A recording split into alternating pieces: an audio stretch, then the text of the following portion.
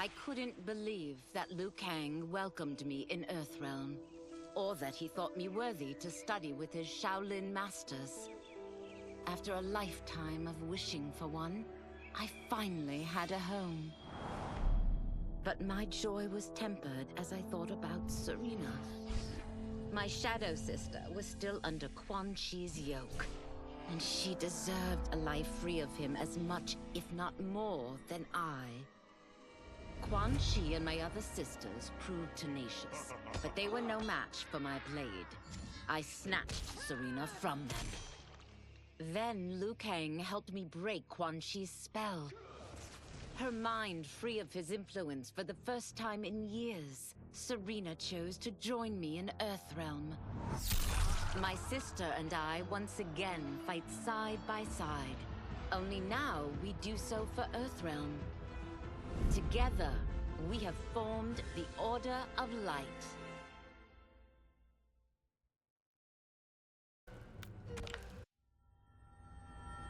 While the regime had changed, little else had. My people still suffered in silence, ignored by the rest of Outworld. Though now I knew Empress Melina's secret, that she was also afflicted with Tarkat. If anyone would help, it would be her. But how to get an audience? Syzoth. He was the Empress's new emissary to the Zaterrans. I asked him to introduce us. At great personal risk, he agreed. And as I'd prayed, the Empress was willing to meet. Even better, she would visit the colony. She was shocked to see how we lived.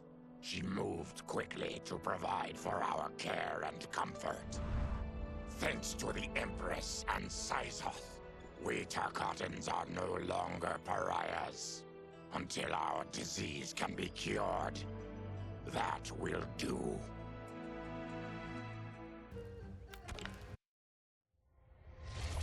Though the barriers between timelines had been rebuilt, there was no question that they could again be broken. Protecting this timeline would require eternal vigilance, so that it could not fall victim to further outside aggression. But nothing in my countless lifetimes had prepared me for this task. In none of them had multiple timelines ever coexisted.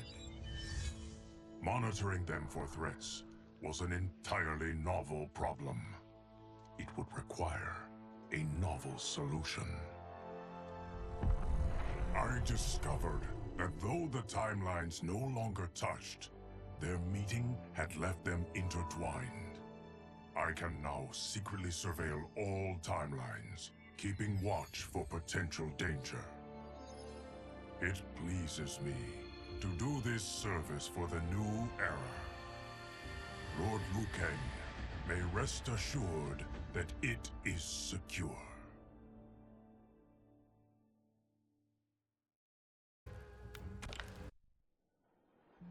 Quan Chi's defeat had cost me everything. For months I had furthered his plot, and now I had to start over. Sydo's people were still in chains. That's when Rain approached me. On the run from Empress Melina, he was desperate for help. And though I'd had my fill of sorcerers, this one was different. I agreed to provide him safe haven.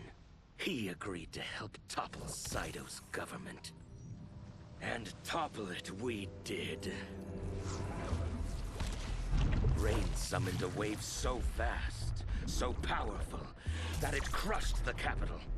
Sydo's fascist rulers were swept away. My people are finally free. They can chart their own course, needing only to follow their own desires. Their lives are now blessed by anarchy.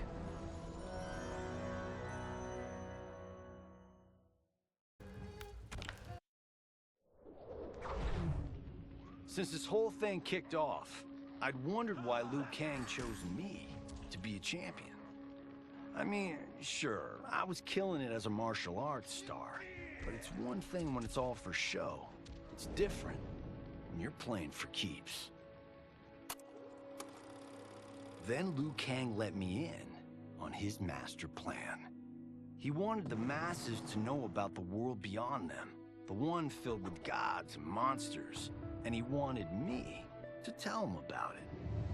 But I knew revealing the truth all at once would be too shocking of a plot twist for most.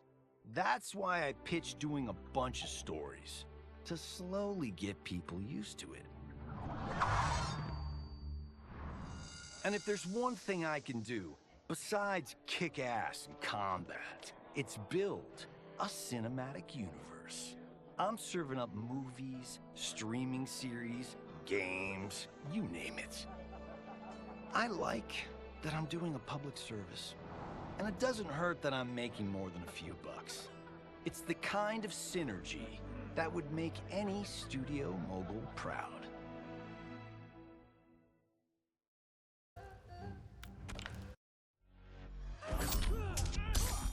I wasn't looking for allies against the Yakuza, but I found one in Special Agent Jackson Briggs. He'd heard gangsters plotting to kill me on a wiretap and came calling, hoping I'd be his informant. We planned to part ways when we got the job done, but then Shang Tsung showed up to steal Sento. Needless to say, Jackson had questions.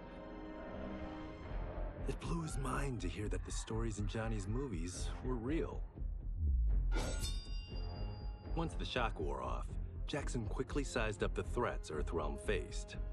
To deal with them, he got his bosses at the FBI to form the Outworld Investigation Agency. When he asked me to sign on, I hesitated. After all, me? A government agent?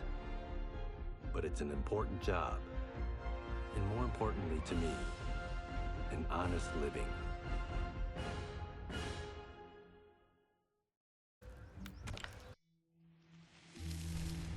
General Shao's revolt left Outworld's armies in tatters.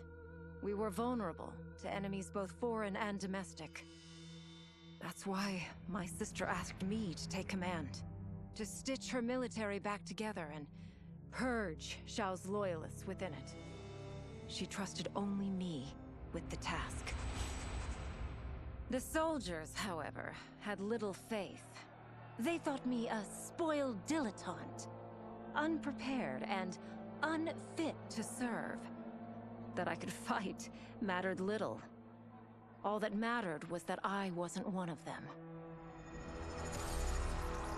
I finally earned their loyalty by orchestrating an epic victory over Shao and his rebels. Though the general himself escaped, his forces were smashed. For as long as I am able, I will lead the Empress's armies in defense of Outworld. Through strength, we will achieve peace.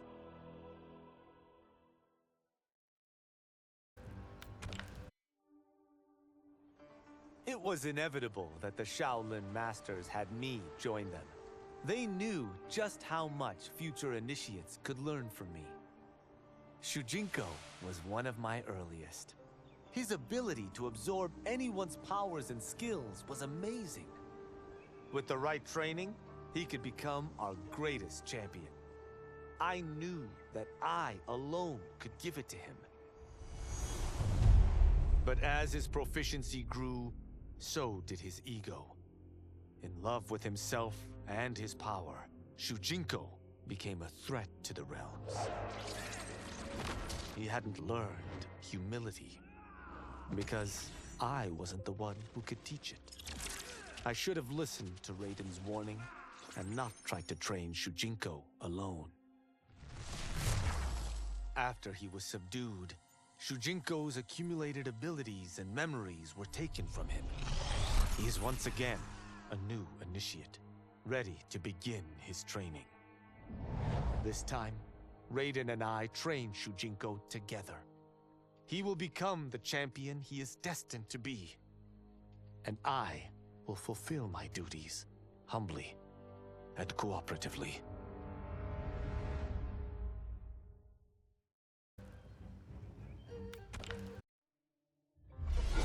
As her reign began, Empress Melina faced many challenges.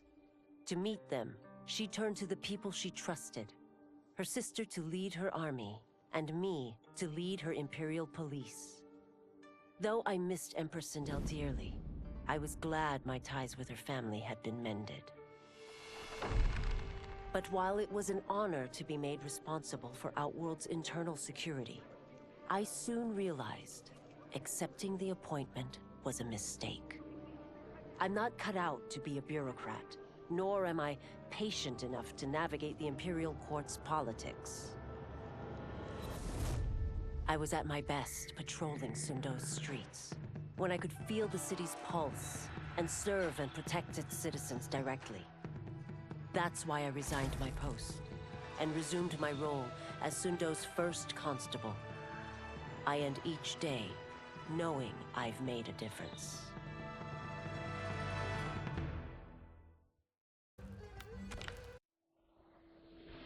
My loyal partner had warned me.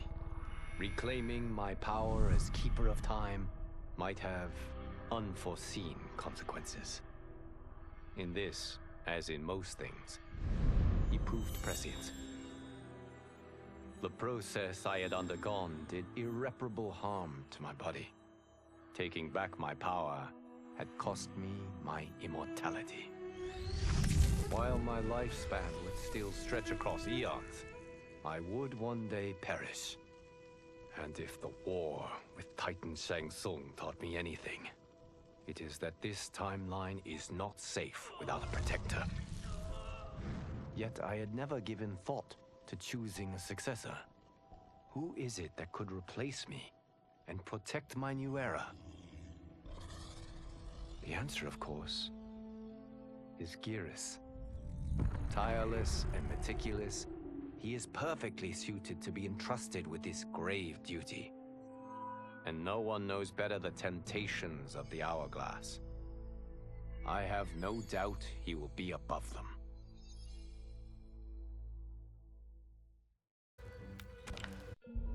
Though worried about how the public might react, I met with Baraka to discuss his Tarkatans. Speaking from his heart, he moved me. I agreed to visit his colony and see how his people lived. The conditions were atrocious. This was one of my mother's few mistakes. Like all Outworlders, she treated Tarkatans with scorn. What they deserved from us was compassion. And the only way to get it for them was to reveal my affliction. To show all my subjects that even an empress could get Tarkat. The scandal my revelation caused was intense. But with the help of Kitana and Tanya, I emerged from it a stronger empress than ever. My honesty, empathy, and resolve won over my remaining doubters. There is no longer any question that I am fit to lead the Empire.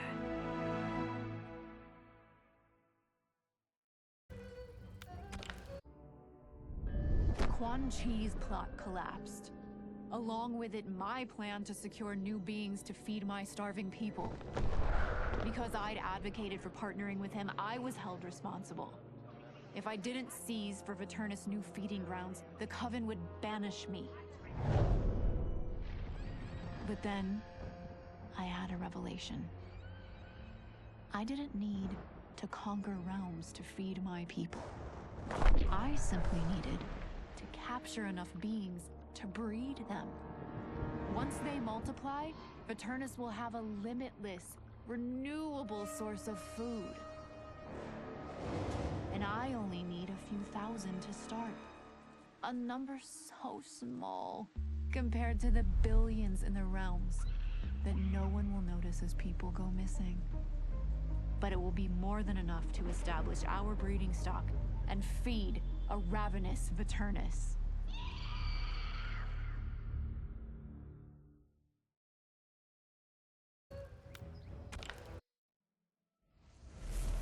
not for my godly counterpart, I would not have survived the battle against Titan Shang Tsung.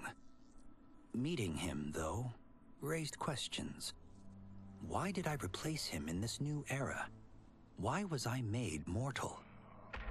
Lord Liu Kang told me of his Raiden's nobility and righteousness, about his steadfast leadership in the defense of Earthrealm.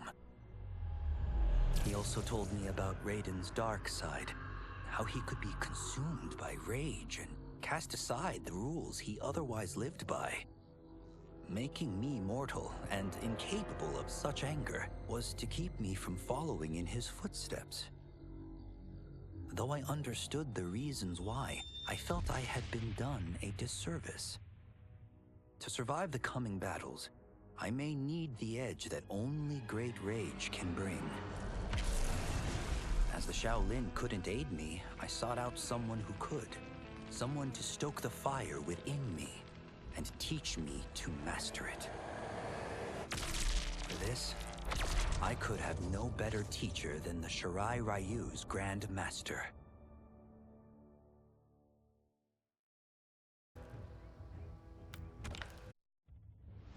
To elude capture by Empress Melina, I joined Havoc's crusade in Saido. There, I summoned more magic than I thought possible, and drowned out the old regime. Havoc's longed-for anarchy had been achieved. He was more than satisfied. But I was left empty and broken. Had I been satisfied as Outworld's High Mage, not let myself be tempted by Shang Tsung, a great city would not now lay in ruins. I've caused devastation, ended thousands of lives, all because of my blind ambition.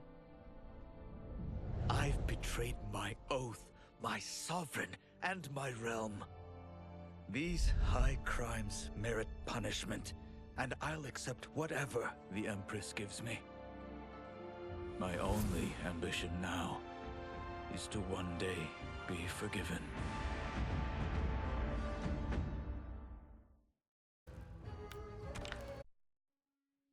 With General Shao freed from prison, we began raising a new army against the royal family. Though many were eager recruits, few were good at soldiering. It was so bad, the general was forced to change tactics. He decided that we needed a doomsday weapon. That weapon isn't a thing, though. It is a monster. Onaga, the Dragon King. The general told me the old legends were true. That his ancient ancestor defeated Onaga, trapping him deep inside Mount Sagan. The Dragon King is still there today. His pent-up fury waiting to be unleashed. Because Onaga is so dangerous, the general wouldn't risk trying to tame him before. But now, he feels we have no choice. Though I likely won't survive, I accept this mission gladly. I can think of no greater honor than to give my life in the general's service.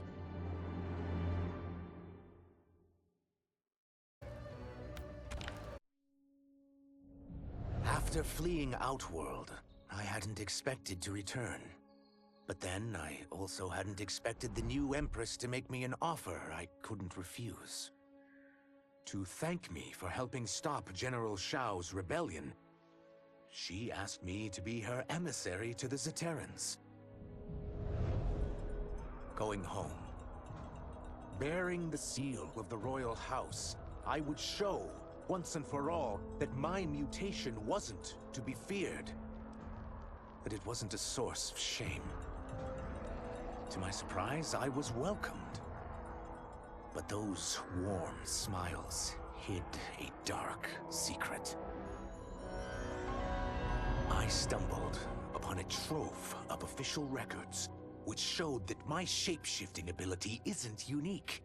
Many Zaterrans are born with it, but are killed by their government to keep it from spreading. Who started this barbaric policy?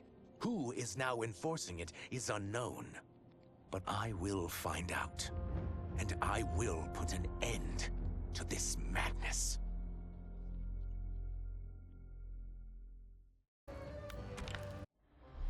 No sooner had Titan Shang Tsung been defeated than Bihan and his loyalists hunted us down. Outnumbered, we fled to Japan. There, we sought refuge from an old family friend. As children, we played together. But Harumi Shirai was a woman now, the head of her clan. Her strength, beauty, and intellect awed me. Also incensed by Bihan's betrayal, Harumi agreed to help me forge a new clan, one that would stand against him and defend Earthrealm. Her aid proved invaluable, and as time went on, we grew closer. To honor Harumi and pay respects to my new bride, I named the clan after her, calling it the Shirai Ryu. Now the battle against my brother begins in earnest. The Shirai Ryu won't rest until Bihan is defeated and the Lin Kuei's honor restored.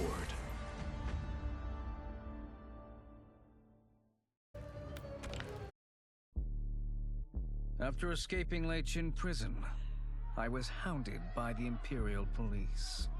I needed a place to hide and to recuperate while I plotted the best way forward. I knew the remote canton of my youth would be perfect.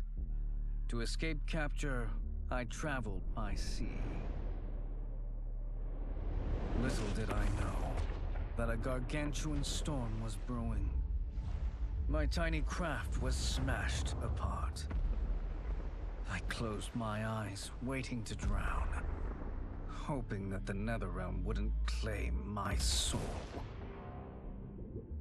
But when I reopened them, I found myself not in hell, but on a deserted island. From its ruins, I could tell that great sorcerers had once lived there. In the caves beneath the ruins, I found what I can only describe as a well of souls. Once I learn how to wield its power, I will become invincible.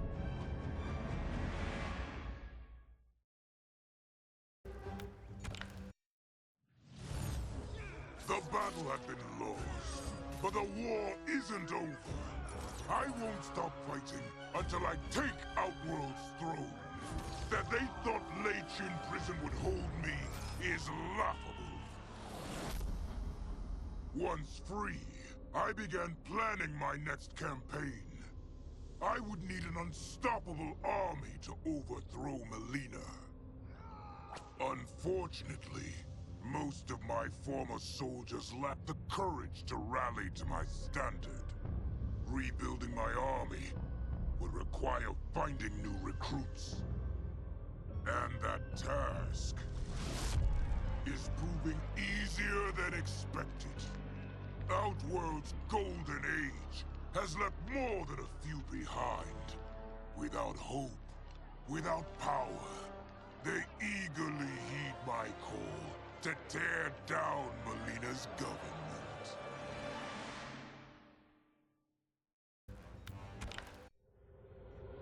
As the darkness enveloped me, I took a long last look at my family.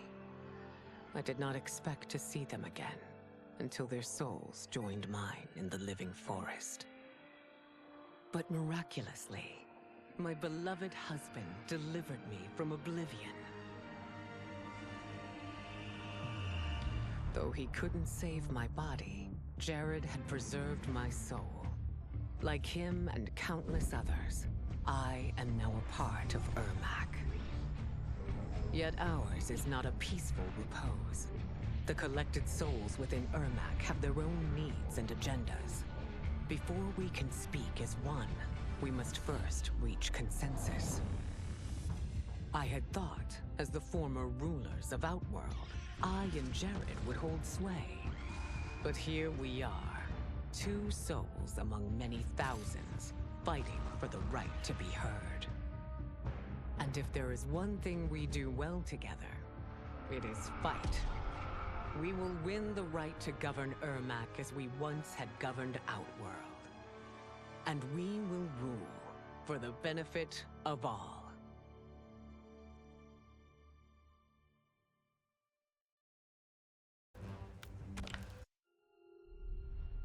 Kuai Liang and I were working hard to build our new clan.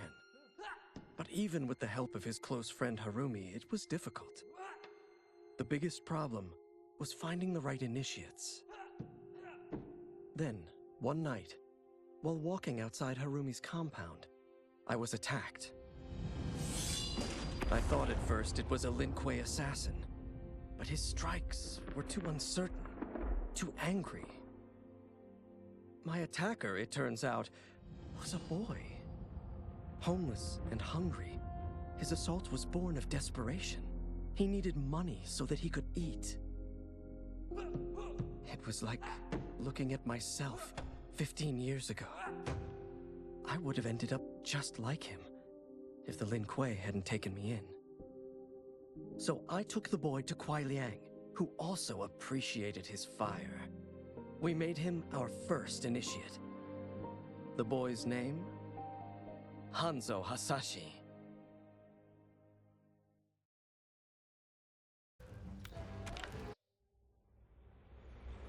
I had broken the Lin Kuei free of Liu Kang's enslavement. We were now masters of our destiny, and could take our place among Earthrealm's great nations. But taking and holding territory would require a vast army. I needed more fighters to make our presence felt. Then I recalled Shang Tsung's dragon warriors. An army of them would be unstoppable. But trafficking in such strong magic would surely draw Liu Kang's attention. Sector advised that we avoid detection by building our army using science, not sorcery. We've invested much into this endeavor, and we are beginning to see results. Once again proving the depths of Sector's genius. When we are done, all of Earthrealm will honor our desires and heed our demands. If not, they will face the Lin Kuei's wrath.